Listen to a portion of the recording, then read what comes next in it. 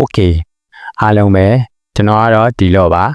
ဒီနေ့မှာတော့ကျွန်တော်ကိုလာမေးလေးရှိကြတဲ့ Windows Activate လုပ်နည်းအကြောင်းလေးကိုပြောပြပေးခြင်းပါတယ်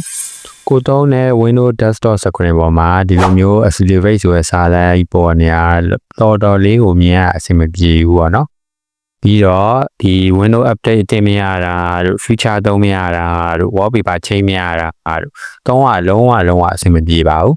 ဒါကြောင့်မို့လို့ကျွန်တော်ကအခု2026မှာလူသုံးအများဆုံးနည်းလမ်းဖြစ်တဲ့ Windows Activate လုပ်နည်းအကြောင်းလေးကို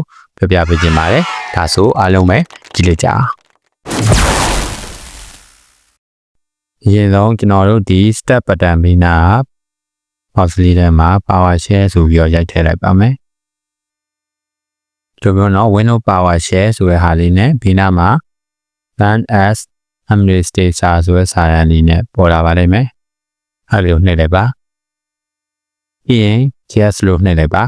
ဒီလိုမျိုး Windows Box အပြောင်းလေးနဲ့ကြာလာပါလိမ့်မယ်အဲ့လိုမျိုးကြာလာပြီဆိုလို့ရှိရင်ကျွန်တော်အခုပေးထားတဲ့ link လေးကိုဒီ box လေးထဲမှာရိုက်ထည့်ရမယ်ပေါ့နော်ကျွန်တော်ကတော့ရိုက်ထည့်လိုက်ပါမယ် IRM https://cat.activate.win.is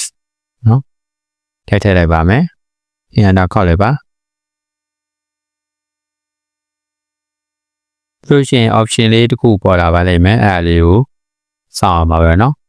ဒီလိုမျိုး option လေးပေါ်လာပြီဆိုလို့ရှိရင်ဒီပေါ့เนาะနံပါတ်1လေးကိုနှိပ်လိုက်ပါဆိုလို့ရှိရင်ကျွန်တော်တို့ဒီ activate လုပ်နေရကိုခဏစောင့်အောင်မယ်ပေါ့เนาะဒီလိုမျိုးလေးစာတန်းလေးနဲ့ပေါ်လာပြီဆိုလို့ရှိရင်เนาะခင်ဗျာ activate လုပ်တာအောင်မြင်လာပါပြီကြိုက်တဲ့ key ကိုနှိပ်ပြီးတော့ထွက်လိုက်ပါခုဆိုရင်ခင်ဗျားတို့ကွန်ပျူတာမှာဒီပေါ့နော် Windows Activate ဒီနေရာလေးမှာ Windows Activate စာတန်းလေးမရှိတော့ဘူးဖြစ်မှာပါကျွန်တော်ကတော့ Activate လုပ်ပြီးကြဆိုတော့မရှိဘူးပေါ့နော်တချို့အရာကြတော့ဒီလိုမျိုးလုပ်ပြီးတော့လို့ရှိရင် restart ချရတယ်တချို့အရာတော့မချဘူးပေါ့နော် restart ချလိုက်တာတော့အကောင်းဆုံးပါပဲဒီနည်းလမ်းလေးကအရန်ကို simple ဖြစ်ပါတယ်အရန်ကိုလွယ်ကူပါတယ်အဲကြောင့်မလို့ဗီဒီယိုလေးကိုတင်နာပြီးတော့နောက်အသုံးပြုလို့ရအောင်စေထားဖို့မမေ့ပါနဲ့နောက်ထပ်လည်းဒီလိုမျိုးနည်းပညာနဲ့ပတ်သက်တဲ့အကြောင်းအရာတွေထပ်သိချင်နေရဆိုလို့ရှိရင် follow လုပ်ထားပေးဖို့အကြံပြုလိုပါတယ်။ဒါဆိုဒီနေ့တက်ကတော့ဒီလောက်ပါပဲ။နောက်မှပြန်ပြကြပါပေါ့